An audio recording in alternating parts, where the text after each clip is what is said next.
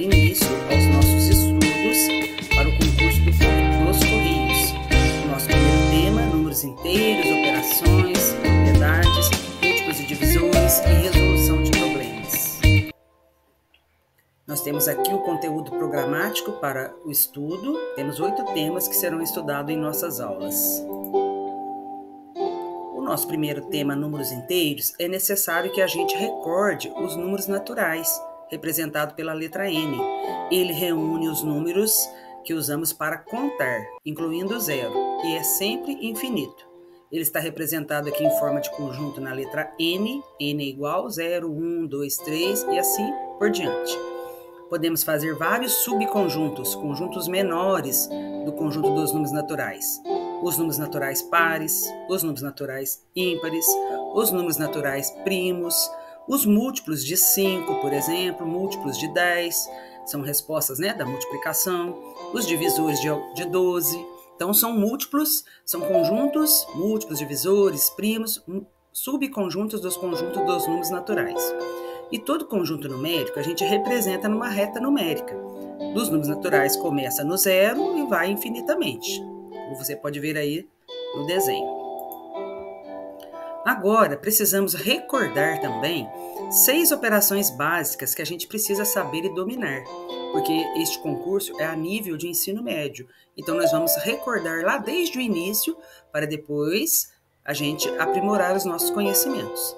Então, as 6 operações básicas é a adição, a subtração, a multiplicação, a divisão, potenciação e radiciação.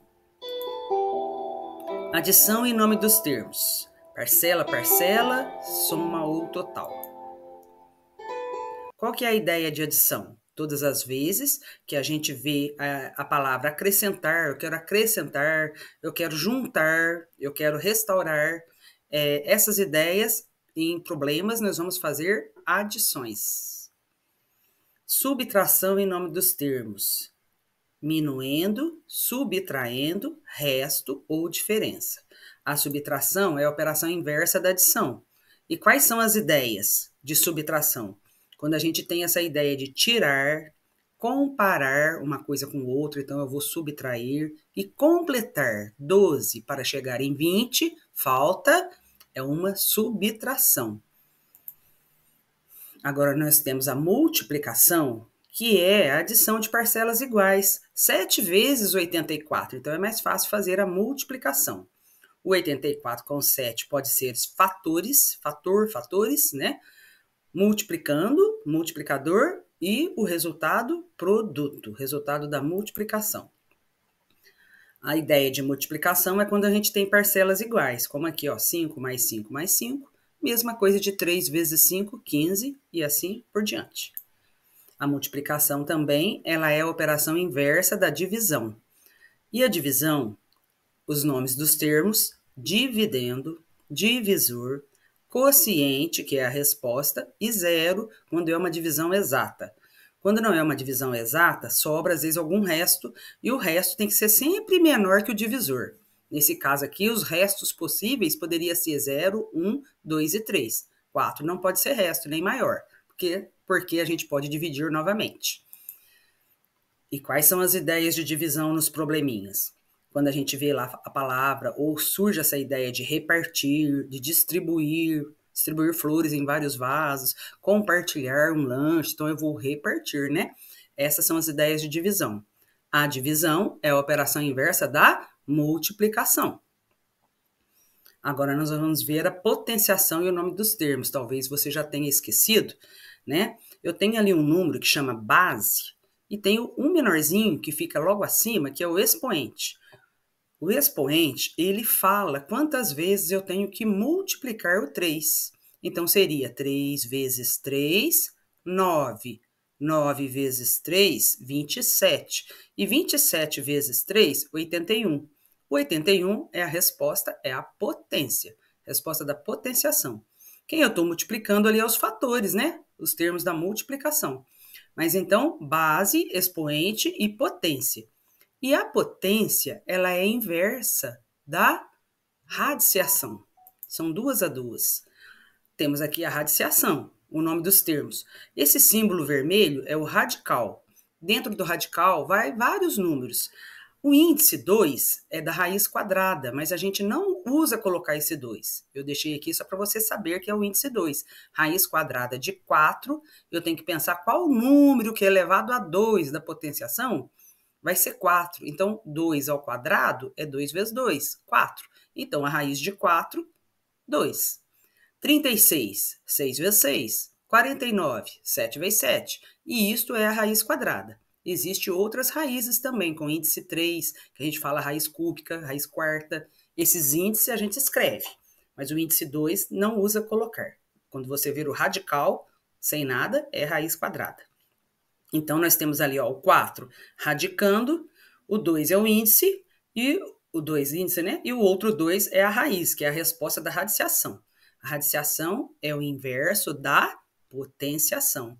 Então, elas são 2 a 2. Agora, nós chegamos à primeira atividade. Eu quero que você pegue essas atividades, pause o seu vídeo, tá? Aqui, copie, você vai armar e tentar resolver essas 6 operações que eu passei, que é uma de cada uma que eu acabei de falar. Depois, nós temos já um videozinho de correção. É bom você fazer em seu caderno, não perguntar nada para ninguém, fazer do seu jeito, errar, porque é com os erros que a gente aprende. Então, não fique com preguiça de errar, apagar, tá? Faça de lápis. E depois, na correção, você vai aprender o que você errou. O que você mais errar, você treina mais, até não errar mais. É assim que a gente aprende matemática. Então, vídeo pausado. Se você chegou até aqui, você já fez a atividade, se você seguiu a instrução da professora, então agora você vai acessar esse vídeo no canal e é a correção da atividade 1. Passamos agora para a atividade 2, os números decimais. Eu vou treinar com vocês algumas operações, as mesmas, né? Olha lá, as mesmas operações. Os números decimais não são números naturais. Mas como a maneira de resolver essas operações são quase igual, só tem o probleminha da vírgula, então eu passei esse exercício aqui para que você possa treinar essas operações com vírgula. Faça do seu jeito, como eu disse na primeira atividade, errando que a gente aprende, tá? Não tem problema você errar. Na correção você vai aprender. Então, hora de pausar o vídeo.